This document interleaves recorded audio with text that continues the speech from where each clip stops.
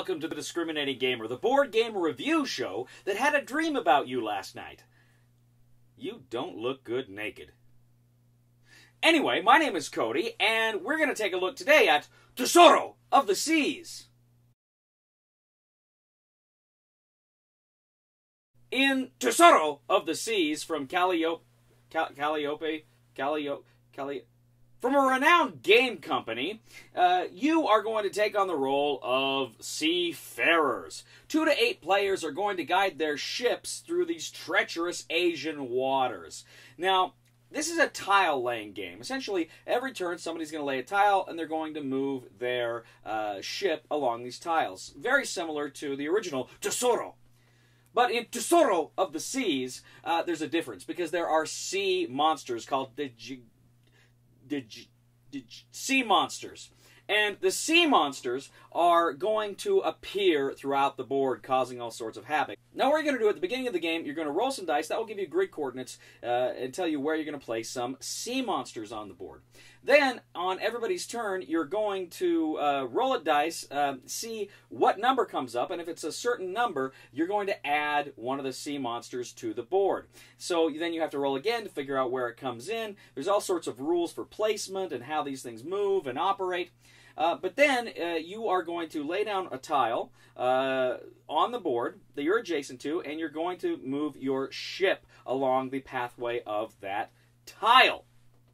Everybody else is doing this, and sometimes if you're on the same tile as someone or near the same tile as someone, a tile they lay can affect you, and it might force you off the board, or it might force you into one of the sea monsters. Now, that's how you lose the game. Essentially, the person that is the last man on the board, or a woman, is the winner of the game. It's pretty simple, pretty straightforward.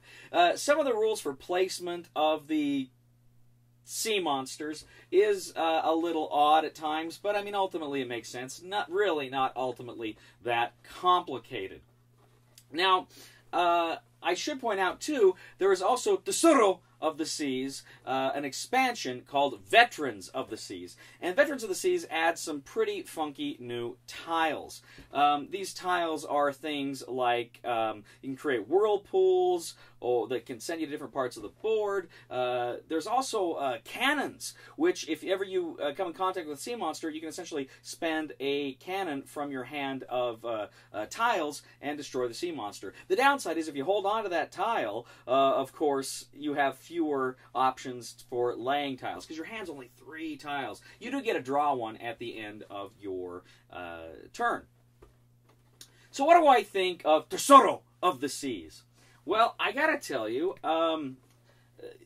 basic tile placement game, very simple game to learn to play, and that's always a plus. It's always fun to play a game that's easy to learn and easy to teach. And I got to tell you, this is a great game because it plays up to 8 people, which is really cool. And it's not that long of a game. You know, plays in...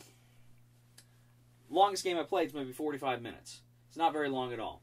And it's cool that you can bring that many people into it. It's a very competitive game, but it's so easy, and it's fun. I like Tsuro of the Seas quite a bit. It's a great, straightforward game, packs a big punch that you can play with a lot of people, not too complicated. This is the kind of game I reach for when I know I got a lot of people coming to the game night, and I want to play with all of them, you know? I want to play with as many of them as I can. I don't want to divide up into different games. You bring this, you know, everybody's going to play it, and everybody's happy. So that is Tsuro of the Sea. That is from Calliope